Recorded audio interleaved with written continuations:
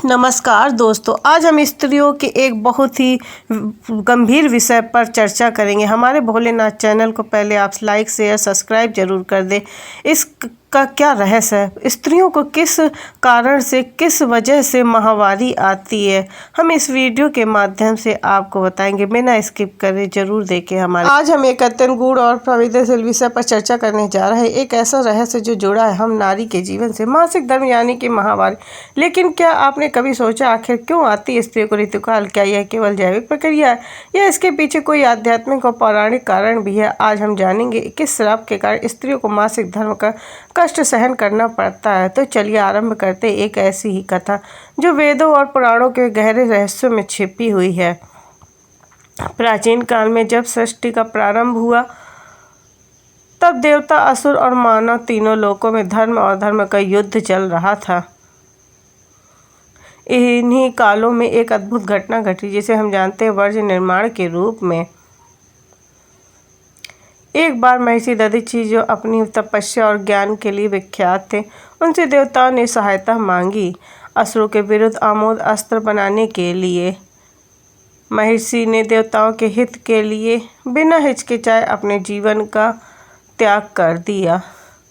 उनकी हड्डियों से वर्ज नामक दिव्य अस्त्र का निर्माण हुआ। लेकिन इसी समय एक अन्य कथा भी आकार ले रही थी।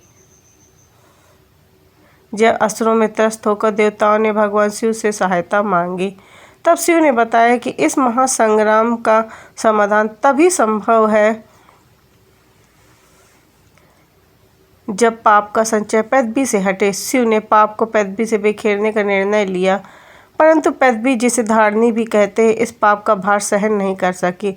उसने करुणापूर्वक देवताओं से प्रार्थना की और इस पाप का पूरा बोझ वह अकेले नहीं उठा सकती थी, इसलिए पृथ्वी के इस दुख को बांटने का कार्य सौंपा गया। स्त्रियों को यही कारण है कि स्त्रियों को प्रतिमाही ऋतुकाल का सामना करना पड़ता है। यह रक्तस्राव न केवल एक शारीरिक प्रक्रिया बल्कि शास्त्रों में इसे पापनाशक प्रक्रिया भी कहा जाता है। मासिक धर्म के समय स्त्री का शरीर पृथ्वी के पाप को शुद्ध करता है और इस कारण उस समय स्त्री को विश्राम और ध्यान की आवश्यकता होती है।